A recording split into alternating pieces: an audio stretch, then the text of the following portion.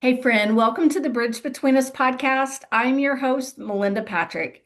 This podcast is for Christian parents who want to maintain a loving relationship with their child while navigating the questions and challenges that can arise when faith and identity seem to be in conflict. Here, you'll find biblical encouragement, practical wisdom, and a safe place to wrestle with difficult questions while remaining grounded in both truth and love. Hey, can I let you in on a little secret? We can remain biblically grounded and still love our child well. Friend, I am so glad you've joined me for today.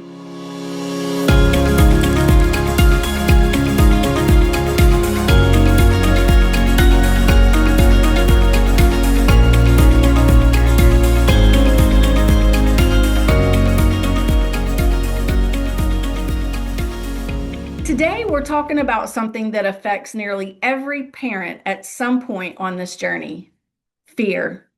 Fear is understandable. When our children make choices we didn't expect, when they move away from the faith that we raised them in, or embrace beliefs and identities that challenge our convictions, fear often rises quickly. We fear their future. We fear for their relationship with God. We fear losing influence in their life. We fear saying the wrong thing. We fear damaging the relationship, and we fear not doing enough. Fear is a natural response to uncertainty. But when fear begins driving our decisions, it can quietly become our parenting strategy. And that is what we're exploring today. Let's begin with an important truth. Feeling fear does not mean you're failing. It also doesn't mean that you have a lack of faith.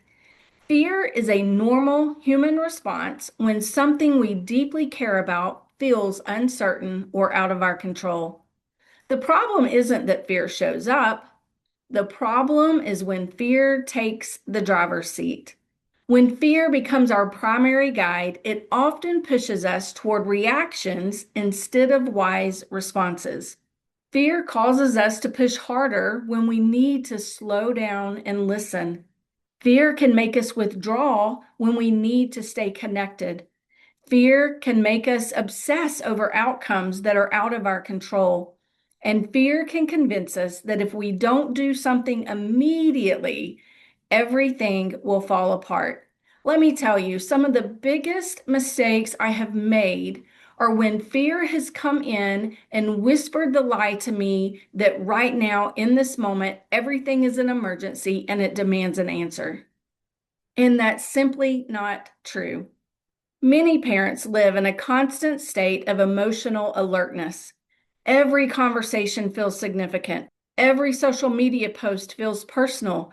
Every decision their child makes feels urgent. When we're living from fear, we rarely experience peace because we're always watching for the next threat. Let me share with you how fear shows up in parenting. Fear doesn't always announce itself. Sometimes it disguises itself as responsibility.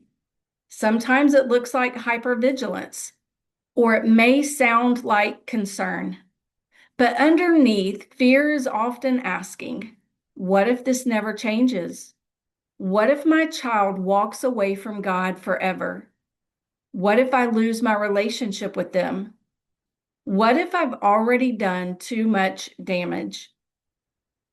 Those questions can keep us trapped in cycles of worry and emotional exhaustion. I've learned that fear often narrows our vision.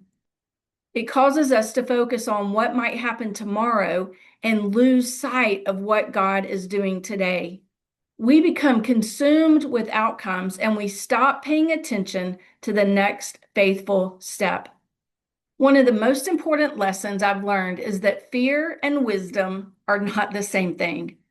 Fear says, I need certainty before I can move forward. Wisdom says, I can take the next step even if I don't know everything. Fear says, if I don't control this, everything will fall apart. Where wisdom says, God is at work even when I cannot see it. Fear demands immediate answers. Wisdom learns to wait, discern, pray, and respond thoughtfully. Fear focuses on outcomes, and faith focuses on faithfulness. As Christian parents, we're often tempted to seek guarantees, but faith has never been about guarantees. Faith has always been about trust. Trusting God when we cannot see the full picture. Trusting God when our child is making choices we wouldn't make. Trusting God when we don't know how the story will unfold. Here's what fear might be revealing. Sometimes fear points us toward something deeper. It may reveal beliefs we've been carrying. Perhaps fear is revealing a belief that your child's future depends entirely on you. Or maybe it's revealing a belief that God isn't working unless you can see evidence of it. Maybe it's revealing how much pressure you've been carrying for years. Rather than judging yourself for feeling afraid, get curious. Ask yourself, what am I afraid of in this moment? What story am I telling myself about this situation? What am I assuming will happen? What does God say about this? Fear often loses some of its power when we bring it into the light. So let's take a moment and consider, where is fear showing up most often in your parenting right now? What decisions, conversations, or situations create the most anxiety for you? What would it look like to bring that fear honestly before God? Not pretending that it's not there and not minimizing it, but acknowledging it.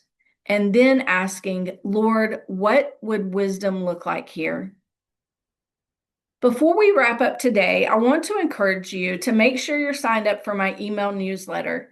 My newsletter is where I share additional encouragement, resources, and updates to help you navigate this journey with faith and wisdom. It's also where you'll be the first to hear about upcoming opportunities, including new enrollment dates for my Boots on the Ground course. When registration opens, my email subscribers receive the information and access first. So if you're interested, you want to make sure you're on that list. You can find the link in the show notes. Now, friend, fear may be part of this journey, but it does not have to lead it. You can acknowledge your fears without allowing them to make your decisions. It's okay to feel uncertainty, but don't let it stop you from moving forward with wisdom. You can love your child deeply without carrying the burden of controlling their story. In fact, friend, their story first belongs to God, and I can 100% guarantee you He is at work. The goal isn't to become fearless. The goal is to become grounded enough that fear no longer determines your next step. Instead, you learn to listen for God's voice, trust His presence, and walk forward one decision at a time. God has entrusted this journey and your child to you, and as you engage with Him, He will be faithful, oh so faithful, to equip you for each next step. I'll talk to you next week. Thanks for listening to this episode of the Bridge Between Us podcast with Melinda Patrick. To find out more, go to melindapatrick.org. Once you're there, you can check out the many resources that Melinda has available. Also, you can book Melinda for your next speaking engagement. Just click on the speaking tab at the top of the page for more information. All of this can be found at melindapatrick.org. Thank you for listening in today. Be sure to join us next time for another episode of The Bridge Between Us with Melinda Patrick.